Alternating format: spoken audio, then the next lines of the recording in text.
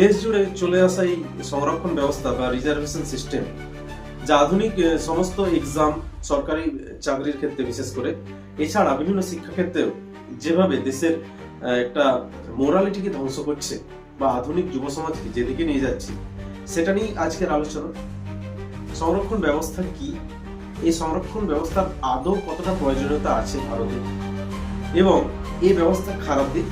ভালো দিক, এবং জাতিগত সংরক্ষণ ব্যবস্থা কি থাকা উচিত, তুলে দেওয়া উচিত, যদি থাকে তাহলে কতটা সংশোধনীর প্রয়োজন আছে, সমস্ত কিছু আলোচনা এখানে করা হবে।